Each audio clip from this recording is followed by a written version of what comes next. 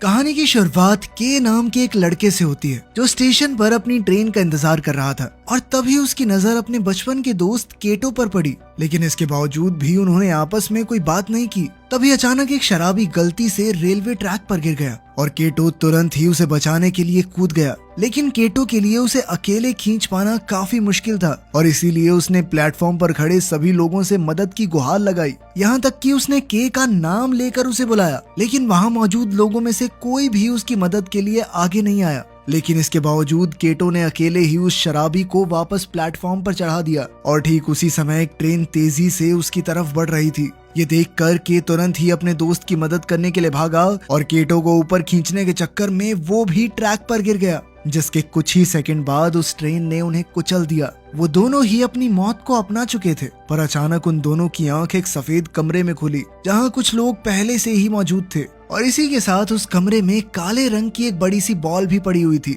उन दोनों ने उस कमरे से बाहर निकलने का रास्ता ढूंढने की कोशिश की, लेकिन सभी खिड़कियां दरवाजे बंद थे और अब उन दोनों को समझ नहीं आ रहा था कि आखिर उनके साथ ये हुआ क्या है। तभी एक आदमी ने उन्हें बताया कि वो सभी लोग मर चुके थे और उन सब की आंख इस कमरे में ही खुली हैं, मानो ये कोई स्वर्ग या नर्क का कमरा हो। ठीक उसी समय उस काली बॉल से कुछ लेजर लाइट्स निकली और एक लड़की का शरीर बनने लग गया, जिस पर उस आदमी ने उन्हें बताया कि वो लोग भी इसी तरीके से वहां आए थे। उस लड़की ने कपड़े नहीं पहने हुए थे, जिस वजह से हिरोशी नाम का एक आदमी उसे गंदी नजर से देखने लगा। पर तभी केटो ने बीच में आकर उस लड़की को अपनी जैकेट से ढक दिया। उसी वक्त उस बॉल पर एक मैसेज दिखाई दिया जिसमें लिखा हुआ था कि वो सभी अपनी जिंदगी गंवा चुके हैं और अब उनकी नई जिंदगी का फैसला ये बॉल खुद करेगी। इसके बाद उस बॉल ने उन्हें ऑनियन नाम के एक अजीब से दिखने वाले जीव की तस्वीर दिखाई और कहा कि इसे ढूंढकर जान से मार दो। इसके बाद ही उस बॉल ने उन्हें कुछ बंदूकें और सूटकेस भी दिए, पर जब वो बॉल ये सामान देने के लिए खुली तो उन सभी को उसके अंदर एक आदमी बैठा हुआ दिखाई दिया जो उस वक्त होश में नहीं था। सभी सूटकेसेस में उनके नाम लिखे हुए थे, जिनके अंदर कुछ खास सूट्स मौजूद थे, पर किशिमोटो नाम की उस लड़की के अलावा किसी में भी वो सूट पहनने की हिम्मत नहीं थी और उस बेचारी को भी सूट मजबूरी में पहनना पड़ा क्योंकि वो बिना कपड़ों के यहाँ आई थी। तभी के की नजर निशी पर पड़ी, जिसने पहले ही वो सूट पहना हुआ था। सभी लोग अपनी बंदूकों की जांच में लगे हुए थे। तभी सुजुकी का कहना था कि हो सकता है हमें हॉस्पिटल ले जाया गया हो और फिर दवाई दी हो, उसी की वजह से हमें अजीबोगरीब चीजें दिख रही हैं। पर तभी उसकी नजर उस बॉल के ऊपर लगे हुए टाइमर पर पड़ी, जिसके बाद उन सभी का शरीर अचानक गायब होने लग गया और कुछ ही सेकंड बाद अब वो उस कमरे से बाहर एक रोड पर खड़े हुए थे।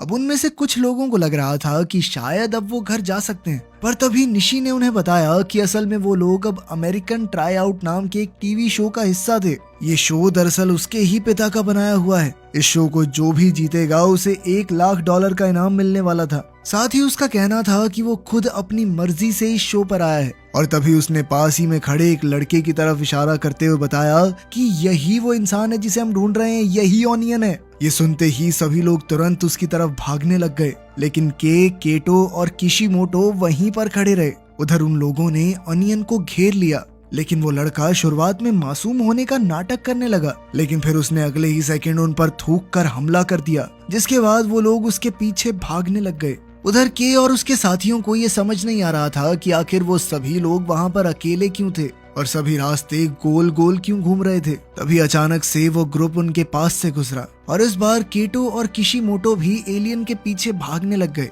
और काफी मेहनत के बाद उन लोगों ने उसे एक गैराज में घेर लिया, जिसके बाद हिरोशी ने अपनी बंदूक से उस पर गोली चला दी, जिसके चलते ऑनियन का एक हाथ उड़ गया। पर इसके जवाब में उसने भी 3 आदमियों के पैरों पर गंभीर चोट मार दी, जिसके बाद उन सभी ने उस अजीबोगरीब जीव पर एक साथ गोलियां चलाई, जिससे वो पूरी तरह तबाह हो गया। ये देखकर सुजुकी को तो उल्टियां आ रही थी, पर हिरोशी को इसमें मजा आ रहा था और उसने बार बार ऑनियन के ऊपर तब तक गोलियां चलाई जब तक केटो ने उसे रोका नहीं। कुछ देर बाद एक बहुत लंबा आदमी वहां पहुंचा और हिरोशी ने तुरंत उसका मजाक उड़ाना शुरू कर दिया, जिसके बदले उस आदमी ने हिरोशी की टांग काट कर उसे सर से पकड़कर हवा में उठा लिया और जब हिरोशी ने खुद को बचाने के लिए हाथ पैर हिलाना शुरू किया तो उसने उस आदमी के सर की विग नीचे गिरा दी, जिसके बाद उन सभी को पता चला कि असल में वो आदमी ऑनियन का बाप था। इसके बाद उन सभी ने उस पर गोलियां चलाने की कोशिश की, पर वो आदमी हिरोशी के शरीर को एक कवच की तरह तब तक इस्तेमाल करता रहा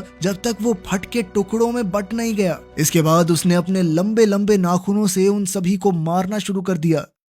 उधर रोड पर घूम रहे के को जब ये आवाजें सुनाई दी तो वो तुरंत ही उस तरफ को भागा और अब उसने देखा कि वो जीव उसके दोस्त को मारने के लिए आगे बढ़ रहा था। पर तभी किशिमोटो ने वहां पहुंचकर उस एलियन पर हमला कर दिया और अब किशिमोटो के सूट में नीली लाइट जल रही थी, जिसका मतलब था कि अब वो सूट उसे खास शक्तियां दे रहा था। ये देखकर के बहुत ज्यादा हैरान था और वो जाकर एक वैन के पीछे छुप गया। तभी उस ताकतवर जीव ने केटो और किशिमोटो को एक साथ उठाकर हवा में फेंक दिया, पर अपने सूट की वजह से किशिमोटो को बिल्कुल भी चोट नहीं आई और इसीलिए अब के ने भी अपना सूट पहनने का फैसला किया। पर बदकिस्मती से उसके सूटकेस में उसका सूट था ही नहीं और इसीलिए उसने एलियन पर हमला करने के लिए अपने सूटकेस का इस्तेमाल करने का फैसला किया, जिससे कुछ खास फायदा हुआ नहीं। पर जैसे ही वो एलियन के पर हमला करने के लिए बढ़ा तो निशी वहां पहुंच गया और उसने एलियन को रस्सी से बांध दिया, जिसके बाद उसने के को बताया कि अपने सूटकेस का नए तरीके से इस्तेमाल करने के लिए उसे एक्स्ट्रा पॉइंट्स जरूर मिलेंगे। निशी के बंदूक देने के बावजूद के में गोली चलाने की हिम्मत नहीं थी और इसीलिए निशी ने ये काम खुद ही कर दिया।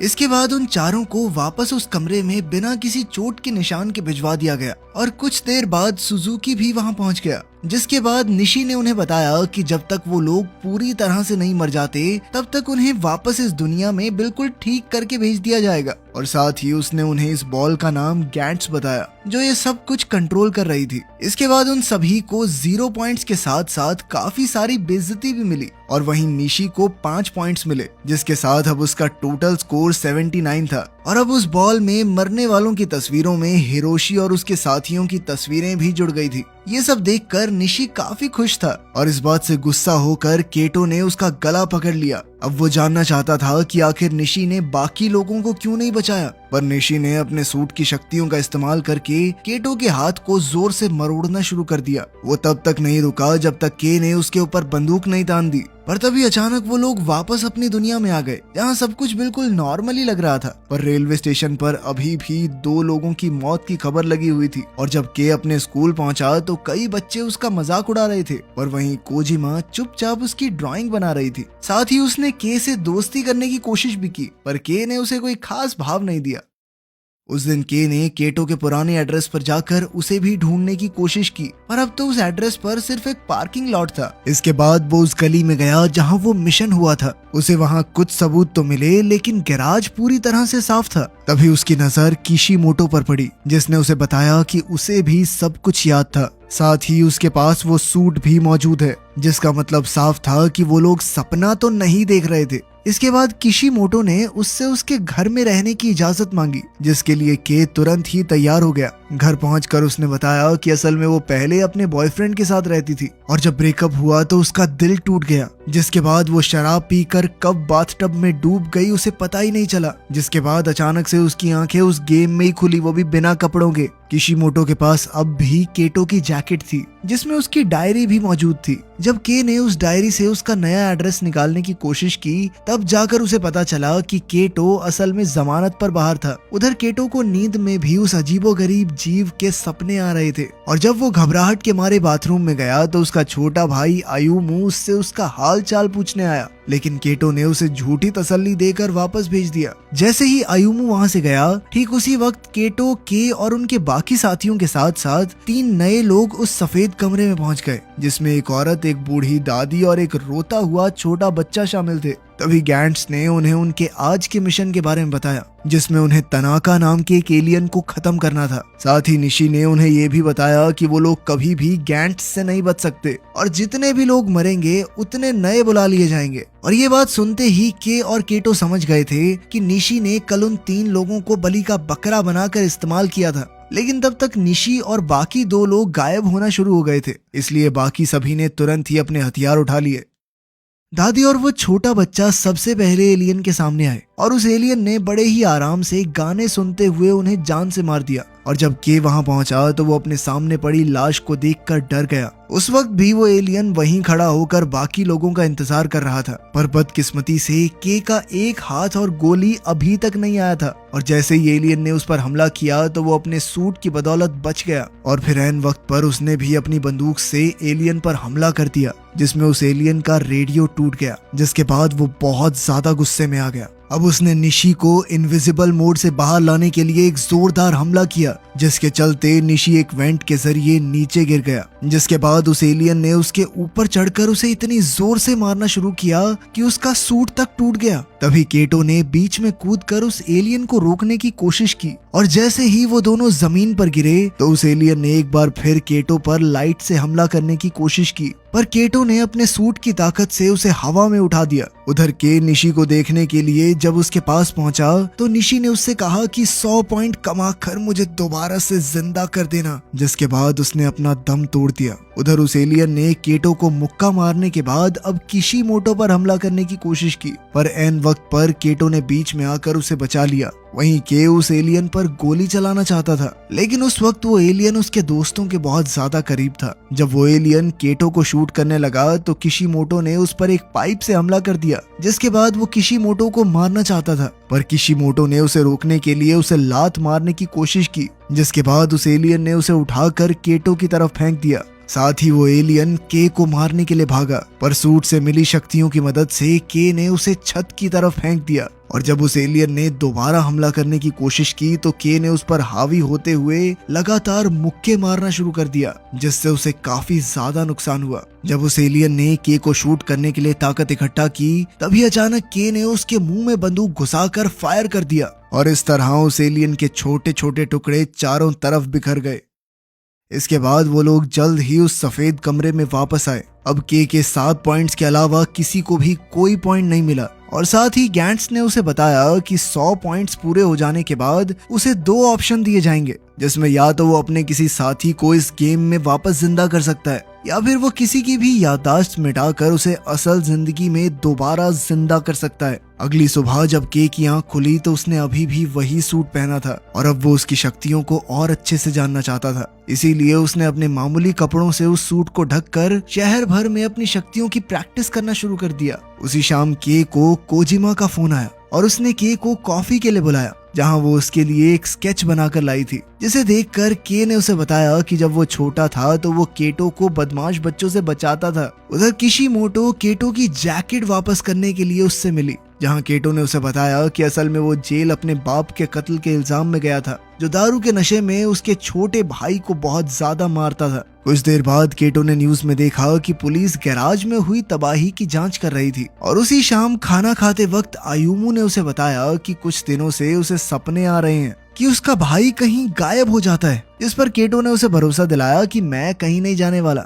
उस रात उन्हें एक बार फिर उसी सफेद कमरे में बुलाया गया, जहां इस बार कुछ नए लोग भी थे और उनका आज का मिशन था इल टेम्पर्ड नाम के एक एलियन को मारना। मिशन मिलते ही केटो ने सभी लोगों को सूट्स पहनने को कहा, पर वहां मौजूद प्रीस्ट कहने लगा कि मैं किसी को मारने जैसा गलत काम नहीं करूंगा। जिसके बाद वहां एक बहस शुरू हो गई, जो लोगों के गायब होने के साथ खत्म हुई। इसके बाद उन्हें एक म्यूजियम में ले जाया गया, जिसके बाहर 2 बड़े बड़े स्टैचू बने हुए थे और उन्हीं में से एक एलियन था। पर उनके प्लान डिस्कस करने से पहले ही एक नए साथी ने लेफ्ट वाले स्टैचू को गोली मारकर तबाह कर दिया, जिसके तुरंत बाद दूसरे स्टैचू ने उन पर हमला करना शुरू कर दिया, जिससे बचना ज्यादा मुश्किल नहीं था। इसी बीच उस प्रीस्ट ने म्यूजियम के अंदर जाकर प्रार्थना करना शुरू कर दिया, लेकिन जब वो अपनी आंखें बंद करता तो एक स्टैचू धीरे धीरे उसके करीब आता जाता। बाहर के और केटो स्टैचू को खत्म करने की कोशिश कर रहे थे और इसी दौरान एक और नया साथी उसी कमरे में पहुंच गया जहां प्रीस्ट मौजूद था।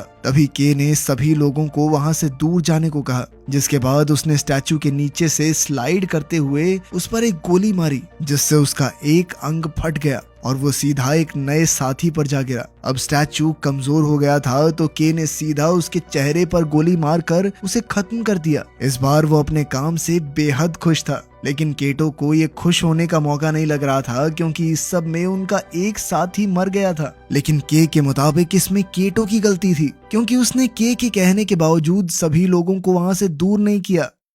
उधर सफेद कमरे में गैंट्स का टाइमर रीसेट हो गया था। ठीक उसी समय उनकी एक जख्मी साथी म्यूजियम से बाहर निकली, जिसे देखते ही वो समझ गए कि अंदर एक और एलियन मौजूद है। जैसे ही वो तीनों अंदर पहुंचे तो उन्हें प्रीस्ट की लाश दिखाई दी, ठीक उसी समय बहुत सारे हाथ वाले स्टैचूज ने के पर हमला कर दिया, जिससे बचने के चक्कर में उसका हथियार छूट गया। मौका देखते ही स्टैचू ने उस पर कई सारे वार करना शुरू कर दिया, लेकिन तभी केटो ने बीच में आकर उसे दूर घसीट लिया, जिसके बाद वो के को किशिमोटो के पास छोड़ गया, क्योंकि उसका कहना था कि अब उसकी बारी थी अपने दोस्त के लिए लड़ने की, ठीक वैसे ही जैसे के उसके लिए बचपन में लड़ता था। इसके बाद केटो उस कमरे में वापस गया और उसके कमरे में घुसते ही एलियन ने उस पर हमला कर दिया, जिससे वो बड़ी मुश्किल से बच पाया। इसके बाद एलियन ने अचानक उससे बातें करना शुरू कर दिया, और जैसे ही केटो ने अपनी बंदूक नीचे की, तभी उस एलियन ने दोबारा हमला कर दिया, जिसमें केटो की बंदूक नीचे गिर गई। अब एलियन के मुताबिक उसे अपने दोस्तों की मौत का बदला लेना चाहिए,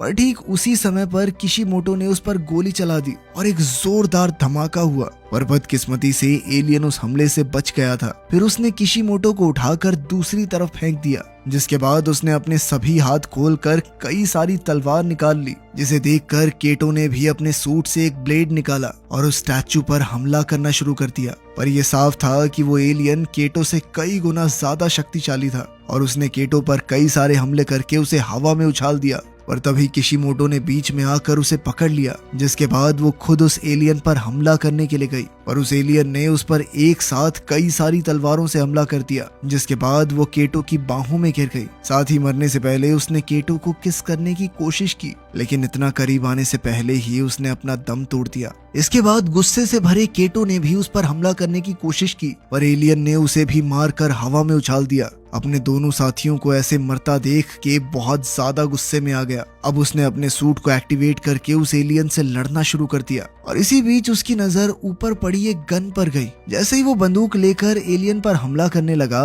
तो एलियन ने अपनी तलवारों से उसे ढक लिया, जिसके बाद उसने एक छोटा सा स्टैचू जमीन पर फेंका, जो देखते ही देखते बहुत बड़ा हो गया। फिर उसने के को पकड़कर जोरदार तालियां मारने की कोशिश की, लेकिन किस्मत से के बच गया। इसके बाद उसने केटो की बंदूक लेकर उस स्टैचू पर एक फायर किया, जिसके चलते उस स्टैचू का एक हाथ उड़ गया। इसके बाद के किसी तरह से उस स्टैचू के मुंह के जरिए उसके अंदर घुस गया, जहां पहुंचते ही उसने चारों तरफ गोलियां चलाकर उसे तबाह कर दिया। अपने दुश्मन को खत्म करने के बाद के अपने दोस्त केटो के पास गया, लेकिन बात करने से पहले ही के गायब हो गया। इस बार उसके साथ सुजुकी और एक नया आदमी तो था, पर उसके दोस्तों में से कोई भी वहां मौजूद नहीं था, जिसका मतलब था कि वो लोग मर चुके थे। गैंट्स ने के को 13 पॉइंट्स दिए, जिसके बाद उसे केटो और किशिमोरो की तस्वीर मरे हुए लोगों में दिखाई दी, और जब उसने उन्हें दोबारा जिंदा करने की बात कही, तो गैंट्स ने उसे बताया कि उसके लिए 100 पॉइंट्स चाहिए थे। अगली सुबह कोजिमा ने देखा कि के काफी उदास था। उसने भी के से बात करने की कोशिश की, पर के ने उसे कोई खास जवाब नहीं दिया। शाम को रेलवे स्टेशन पर एक बच्चे का खिलौना ट्रैक पर गिर गया, और जब के ने उसे वो खिलौना वापस दिया, तो ठीक उसी समय पर ट्रेन काफी तेजी से उसकी ओर बढ़ने लगी, लेकिन के हिलने को तैयार नहीं था। पर तभी कोजिमा ने उसे जबरदस्ती ऊपर खींच लिया, जिसके बाद उसने के सामने अपने प्यार का इजहार किया। कुछ देर बाद के आयुमो को उसके भाई की मौत की खबर देने के लिए पहुंचा। उसी रात उन्होंने एक बार फिर गैंट्स को बुलाया, और इस बार के और सुजुकी के साथ साथ कई और नए लोग भी शामिल थे। और उधर केटो उसी मीटिंग के बाहर खड़ा होकर पुलिस को जांच करते हुए देख रहा था। वीडियो पसंद आई तो लाइक कर देना, चैनल को सब्सक्राइब कर लेना। मिलते हैं अगली वीडियो में।